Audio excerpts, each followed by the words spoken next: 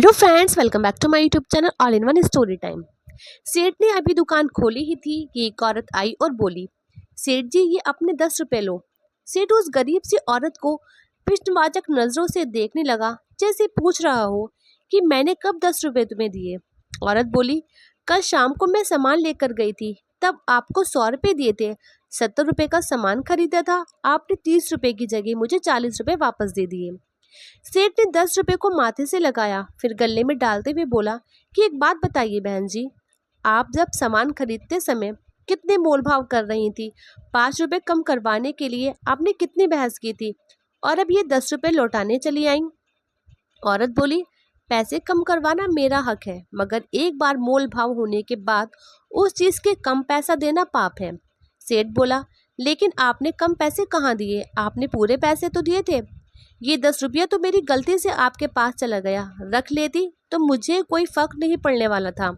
औरत बोली, आपको कोई फर्क नहीं पड़ता, मगर मेरे मन पर हमेशा ये बोझ रहता कि मैंने जानते हुए भी आपके पैसे खाए, इसलिए मैं रात को ही आपके पैसे वापस देने आई थी, मगर उस समय आपकी दुकान बंद थी। सेठ ने महिला को आश्चर्य से देखते हुए पूछा, आप कहाँ रहती हो? वह बोला, मैं सेक्टर 8 में रहती हूँ। सेठ का मुंह खुला रह गया। बोला, आप 7 किलोमीटर दूर से ये 10 रुपए देने दूसरी बार आई हो? औरत सहज भाव से बोली, हाँ दूसरी बार आई हूँ। मन का सुकून चाहिए तो ऐसा करना पड़ता है। मेरे पति इस दुनिया में नहीं रहे, मगर उन्होंने मुझे एक ही बात सिखाई कि दूसरे के हक का एक पैसा भी मत खाना, क्योंकि इंसान चुप रह सकता है मगर ऊपर वाला कभी भी हिसाब मांग सकता है, और उस हिसाब की सज़ा मेरे बच्चों को भी मिल सकती है।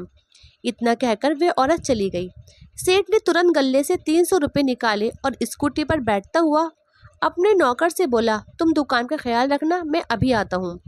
सेठ बाजार में ही एक दुकान पर पहुंचा, फिर उस दुकान वाले को 300 रुपये देते हुए बोला, ये अपने 300 रुपये लीजिए प्रकाश जी, कल जब आप सामान लेने आए थे तब हिसाब में ज़्यादा जुड़ गए थे। प्रकाश हंसते हुए बोला, पैसे हिसाब में ज़्यादा जुड़ गए थे तो आप तब जब देते जब मैं दुकान पर दोबारा आता, इतनी सुबह सुबह आप 300 रुपये देने चले आए। सेठ बोला, जब आप दोबारा आते तब तक मैं मर जाता, तब आपके मुझ पे 300 रुपये निकलते हैं, ये आपको तो पता ही नहीं था ना, इसलिए देना ज़रूरी था। पता नहीं ऊपर वाला कब हिसाब मांगने लग जाए और उस हिसाब की सज़ा मेरे बच्चों को भी मिल सकती है। सेठ तो चला गया, मगर प्रकाश के दिल में खलबली मच गई, क्योंकि 4 साल पहले उसने अपने एक दोस्त से 10 लाख रुपये उधार लिए थे, मगर पैसे देने के दूसरे ही दिन दोस्त मर गया था। दोस्त के घर वालों को पैसों के बारे में पता नहीं था, इसलिए किसी ने उससे पैसे वापस नहीं मांगे थे। प्रकाश के दिल में लालच आ गया था, इसलिए खुद पहल करके पैसे देने वह नहीं गया। आज दोस्त का परिवार गरीबी में जी रहा था। दोस्त की पत्नी लोगों के घरों में झाड़ू पोछा करके बच्चों को पाल रही थी, फिर भी प्रकाश उनके पैसे हजम किए बैठा था। सेठ का ये वाक्य पता नहीं कब ऊपर वाला हिसाब मांगने बैठ जाए और उस हिसाब की सज़ा मेरे बच्चों को भी मिल सकती है। प्रकाश को डरा रहा था। प्रकाश 2 दिन पहले तक टेंशन में रहा, आखिर में उसका ज़मीर जाग गया। उसने बैंक से रुपए निकाले और पैसा लेकर दोस्त के घर पहुंच गया। दोस्त की पत्नी घर पर ही थी। प्रकाश जाकर उसके पैरों में गिर गया।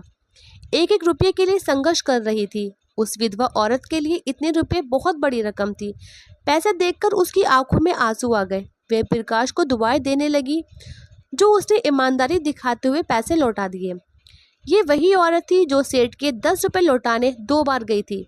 अपनी मेहनत और ईमानदारी का खाने वालों की ईश्वर परीक्षा जरूर लेता है, मगर कभी भी उन्हें अकेला नहीं छोड़ता। एक दिन जरूर सुनता है।